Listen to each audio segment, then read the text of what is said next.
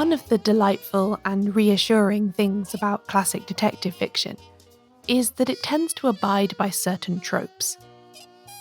When picking up a whodunit from the 1920s or 30s, the reader can be fairly sure of what they might encounter within its pages. Settings like country houses or small English villages are very familiar, as is the presence of a corpse and a detective with the intellectual prowess to work out how this person wound up dead. Above all, I think we've been primed to expect a certain type of character dominating the action. Aristocratic, or at the very least comfortably middle class. These are the people who tend to live in the country houses and the quaint villages. They don't usually work for a living or have to worry about money, two factors that are very useful in freeing up time to be present for an unfolding murder mystery. Think of all the crime stories you've read, where people swan around at weekend house parties or fill their days by making mid-morning calls on each other. That's what I mean. Except it's not really accurate to say that Golden Age detective fiction is entirely filled with wealthy people with the available leisure time to murder or be murdered. There are other kinds of character present too, and they have their roles to play as well. Today, we're going to take a closer look at the Nobodies of mystery fiction.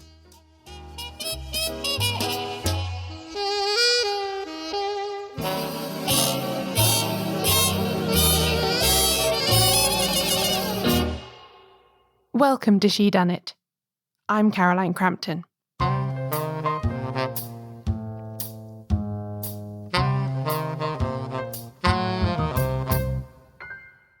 It's a cliché at this point, but one that happens to be true.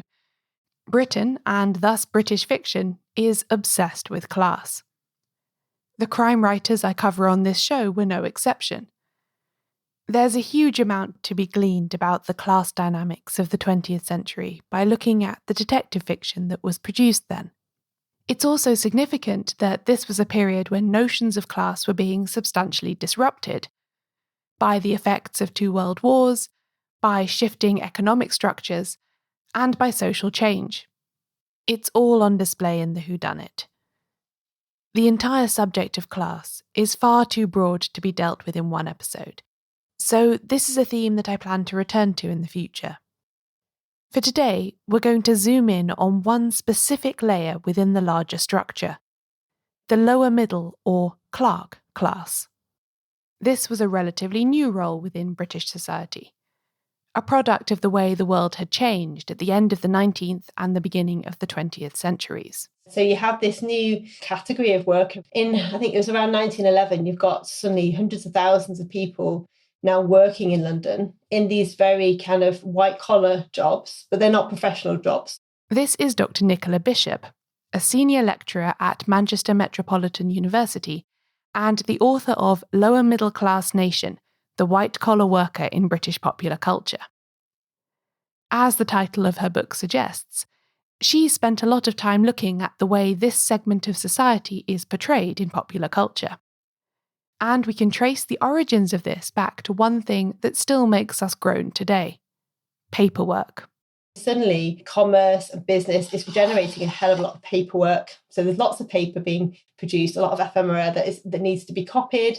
And so you go from the kind of Dickensian 1850s, you might have a clerk or a boy who copies documents in a warehouse, through to having this huge sort of state and commercial need for paperwork. And so lots of people are drifting down to London for work, and they are doing these fairly sort of tedious, repetitive, but white-collar work. And that's quite complicated because it's not manual labour. They are separate from manual labourers, but they are not professionals. So they're this kind of in-between. This office-based role soon opened up to include other types of worker at a similar class level.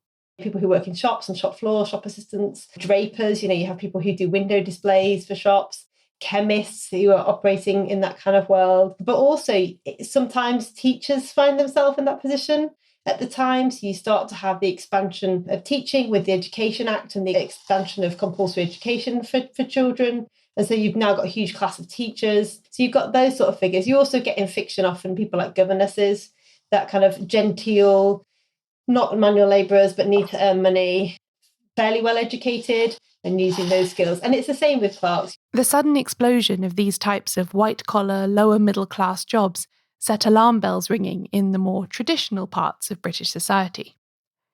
Nicola's archive research has shown that although the vast majority of people in clerical roles were, of course, operating honestly, the immediate public reaction to clerks, in general, was suspicion.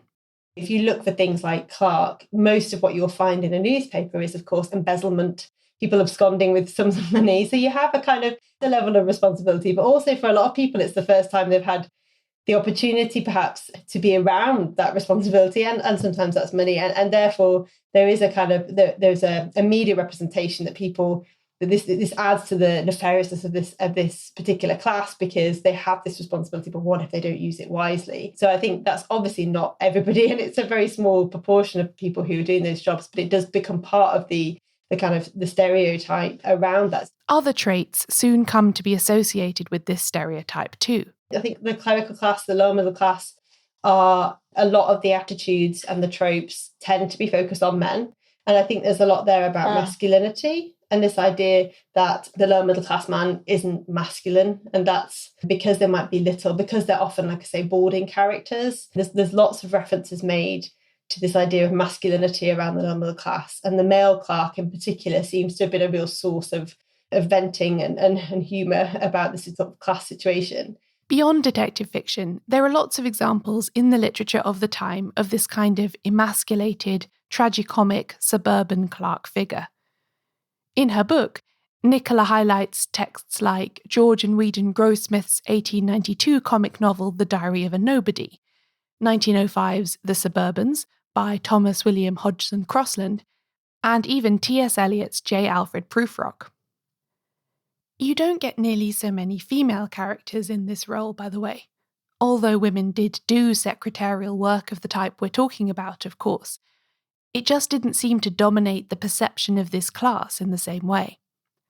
You're far more likely to get female characters operating in relation to male ones, as a wife or daughter, than as the embodiment of the lower middle class stereotype themselves.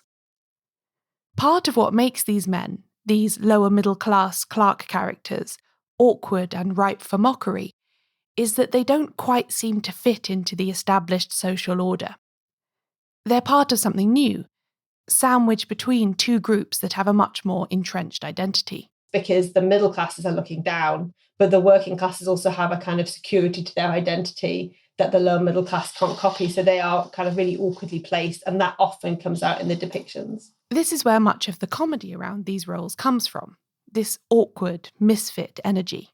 People are proudly lower middle class. There isn't a kind of a sense of what that means in a positive way. And I think working class figures often do have that in that sense of identity in a more cohesive way. And same is true of the middle class, but there is often a kind of a refusal to want to admit to being lower middle class. It's not something anybody's very proud of. It feels like you're not quite what you want to be, which is middle class, but equally you've sort of alienated yourself through your behaviours and your expectations from the working class. So I think that's where a lot of the comedy comes from. And I think that is what creates a lot of British comedy. I think if you look at a lot of very funny figures, like Basil Fawlty and David Brent and Captain Mannering, they are often lower middle class figures. And that's what's funny about them, because everybody else gets to laugh at them. Can you think of a genre where a character that everyone overlooks and laughs at might thrive? I can. After the break, Agatha Christie's clerks.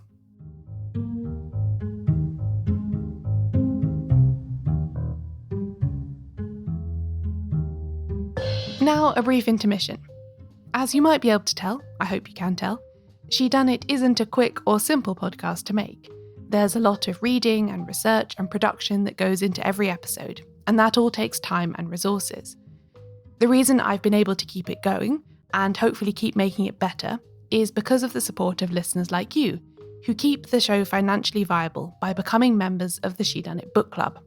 It costs £5 a month, or less if you take out an annual membership, and in return you get 2 bonus episodes a month, an ad-free version of the main show, and access to the lovely community where we read and discuss a different detective novel every month.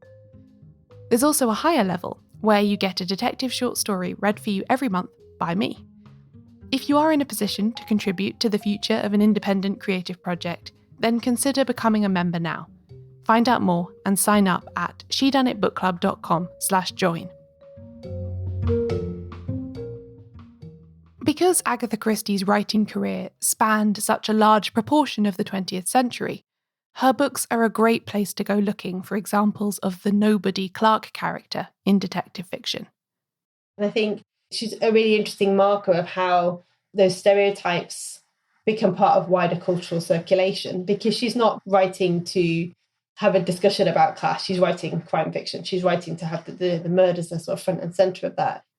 And yet, the lower middle class characters seem to slot right in. But a lot of her characters do fit a lot of these tropes, and there are lots of ways in which they become nobodies. So they're either ignored completely. So Clark's in something like The Mystery of the Blue Train, there's a Clark in the room who's literally kind of dismissed very quickly as just a Clark who no one is going to be interested in because he's not Poirot or somebody important. So you do get quite a lot of these Clarks that are kind of invisible, so they're literally nobodies. You do get quite a lot of the Clarks who capture that idea that with the responsibility. So people who are likely to be embezzlers. Poirot's like, this is something here that this is going to be somebody who's probably stealing money. So there are figures in After the Funeral who are just set up as sort of dodgy types. They're the lower middle class solicitors clerks, perhaps, but they're going to be looking at things that they shouldn't be looking at or stealing things they shouldn't be. So that's two key elements of this role right away. Clarks in these stories are either invisible, or they're dodgy, or both. But there's much more to Christie's portrayal of this character, as we see in her 1936 novel, The ABC Murders. This is a story in which Poirot is being taunted by a serial killer, seemingly with a dual fixation on the alphabet and the ABC Railway Guide. The first two victims, Alice Asher and Betty Barnard, would arguably both fit the lower middle class stereotype, although they are women. Alice is a shopkeeper, and Betty a waitress with pretensions to greater things. But it's in the character of Betty's boyfriend, Nicola says, that we really see Christie begin to exploit this stereotype to the full. Donald Fraser is a chemist's assistant, but is full of the kind of neuroses that you often see with lower middle class figures. So has all this sort of pent up importance that nobody can see because of his class. And he just needs money and then he'll be somebody, but he's a nobody. And the character is almost psychologically unbalanced by the base of the fact that he doesn't have recognition that he's important. And that becomes quite a recurring trope, this idea that you have, it's all pent up. This nobodiness being in the lower middle class means that it's going to kind of overflow and come out, and that might lead to something quite dramatic. This is then carried through and intensified with the character of Alexander Bonaparte Cust. He's a door-to-door salesman who is a prime suspect throughout the ABC murders because he always seems to turn up at the scene of the crime, but at the same time doesn't quite fit the psychological profile of the killer that Christie is building up for the reader. Because there's this idea that actually in a lot of Christie's works, while the clerk might be an embezzler or not important, not likely to be a murderer, because again, murdering requires something the clerk is unlikely to have, which is this kind of gumption, this middle class ability to follow through that is not likely to be seen in the lower middle class clerk. And that's true of Cust. He's really neurotic and he's very Pruvokian, and he has these kind of, the women are watching me, what's happening, and we're sort of meant to think that something bad's going to happen there, but actually he's not got it in him. He's not enough of an important person to do this. Christie plays with the lower middle class reputation for invisibility. These overlooked clerk types are not considered virile enough to commit murder, but could it not be that this is the perfect cover for killing?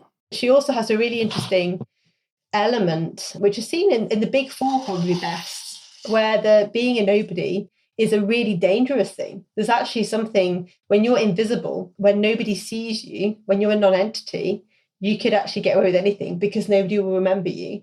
And it's something that comes up with Cust as well, actually, because the plan is that as he should go around and be seen at every murder location selling stockings, and actually nobody spots him. And that's the downfall in the murderer's plan, because he's such a nobody that nobody remembers having ever seen him. But that's what's dangerous, I think Christie sort of says later in the Big Four, that actually if you aren't remembered, then you're actually the perfect murderer. Because if you're a non-entity, nobody will ever expect you to do anything that might be murderous. So it's a perfect camouflage as well.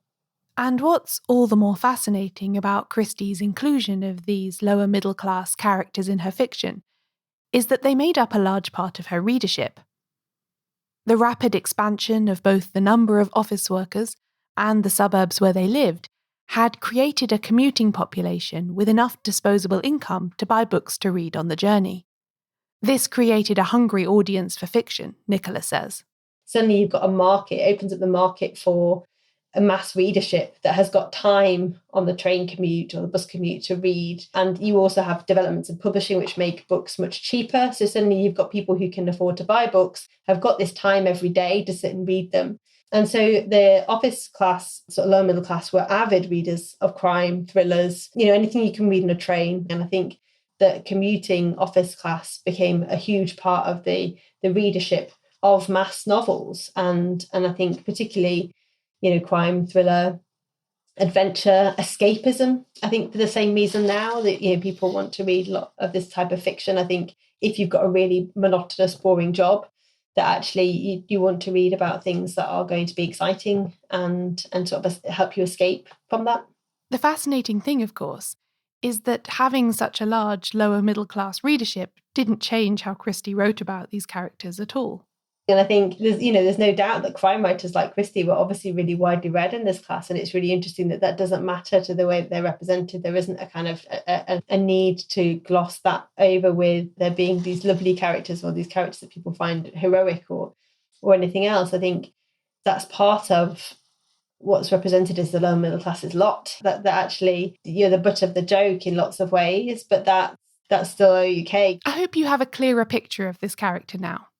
A misfit in Britain's extremely hierarchical class system, hardly noticed or deemed significant, and if they are, considered a figure of fun.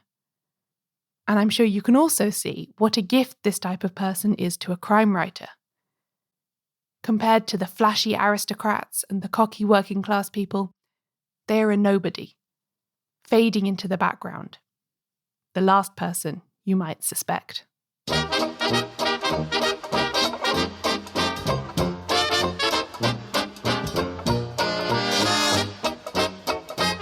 This episode of Shedunnit was written and narrated by me, Caroline Crampton.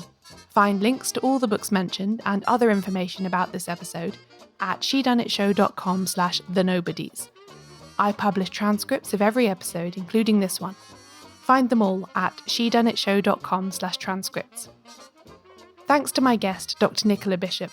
Her book, Lower Middle Class Nation, The White Collar Worker in British Popular Culture, is published by Bloomsbury Academic. If you'd like more Shedunnit, consider joining the Shedunnit Book Club. I make 2 bonus episodes a month for members, or 3 if you join at the higher level. You can find out more and sign up at shedunnitbookclub.com/join. Shedunnit is edited by Ewan McAleese. Production assistance from Leandra Griffith. Member support for the Shedunnit Book Club from Connor McLaughlin. The podcast's advertising partner is Multitude. Thanks for listening. I'll be back in 2 weeks with a new episode.